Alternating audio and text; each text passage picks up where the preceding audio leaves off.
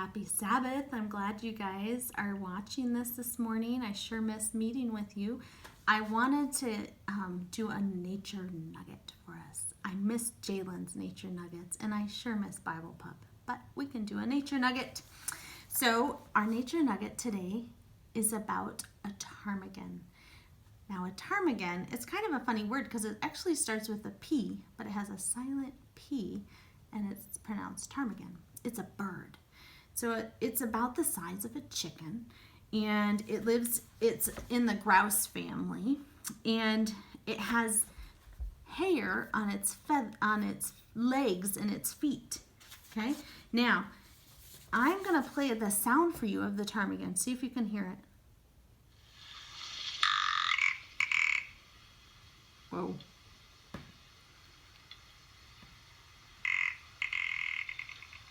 It kind of croaks. Isn't that funny? So that's the sound of the ptarmigan, and it makes this croaking sound. It kind of reminds me of a frog, interestingly enough.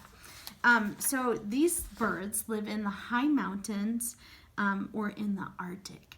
And so they rely heavily. So if you have ever been in mountains really high or in the Arctic, you know that there's like ground underbrush, there's like rocks and stuff like that. There's not lots of trees around those areas.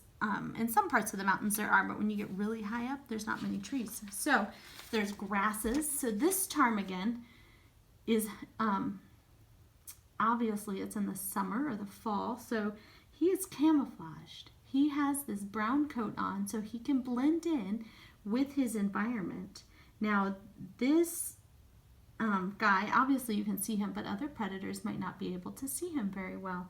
He can hide in the bushes and the rocks and the grasses because of his brown coat. Now, like we said, they live in the mountains or in the Arctic, and so in the winter they actually lose their brown coat and they get a white coat, and it's pure white, just like the snow when the snow falls, and so they're blended in again. But as you know, I'm going to show you this one. It's a white one, and you can see he has some brush and stuff in front of him, and so some of the ptarmigans have a little bit of black on their tail feathers, and it might just look like sticks and stuff to other animals, so they blend in. So these animals, these ptarmigans, are able to change their feathers with the season so they can blend in and be safe.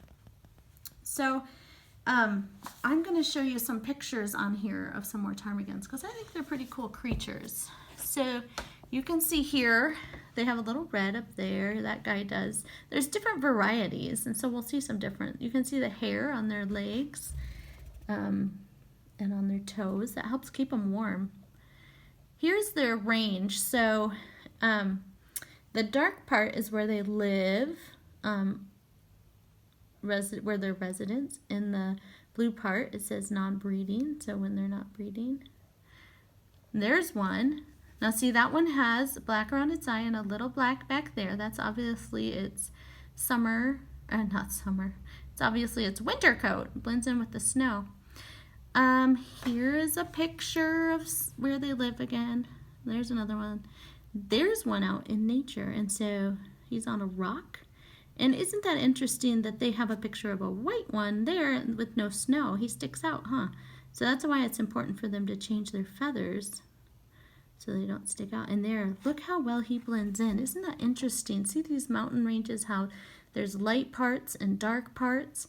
And look at him, dark and light. It almost looks exactly like that. So if you were some kind of hawk looking for a smaller bird to eat, you'd be like, that's the mountains, and you wouldn't maybe notice him. He's camouflaged pretty well. Let's see if there's any more. Oh, there's their eggs. Now, when do you think they have their eggs? Just by looking at those, take a guess. Yep, summer, because it would match the rocks and the gravel and the grass. Good guessing. Oh, look at him. Isn't he cute? Look, he has, there, we can see it's not winter because probably the babies couldn't really live in winter. It's pretty cute. And he's camouflaged too. There's some, I think that's back to the beginning.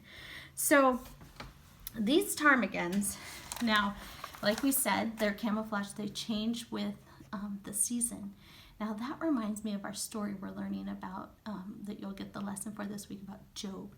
Now, we don't know Job's wife's name, so I'm going to call her Mrs. Job. So Mrs. Job, when Job got sick, you know what she told him? You do, because you're going to learn about it. It's in Job 2:9. She said, you should curse God and die. Whoa. Cursing God is not a good idea, as we learned from Miss Helen in her story. And you know what? I think that if a week before Job got sick and lost his family and lost all his cattle and everything, I think a week before that Mrs. Job never would have dreamed of saying that to him. She probably had faith in God too, but for some reason she changed when times got hard. And that is not a good idea for people to do. It's important for the birds to change so they match their environment, but we should never change and stop believing Jesus. So what did Job do? Job said, though he slay me, yet I will trust him. And that's in Job 13:15.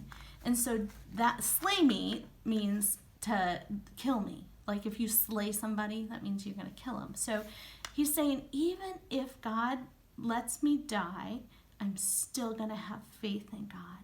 And that is the faith we want.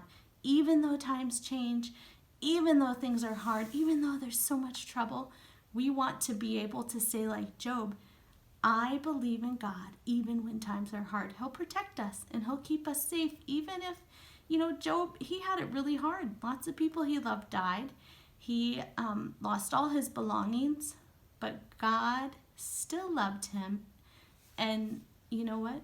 Job, on the other side of things, he got a lot more family and cattle, and his faith was strengthened. And I bet you anything that Mrs. Job's faith was strengthened too, because she saw him and thought, wow, just like Job's friends, they're like, whoa, I don't know what you're doing, but you know what? Job stayed true to God. So let's not be changing like the bird that changes with the seasons, its feathers. Let's stay true to God and trust in him always, even when trouble arises.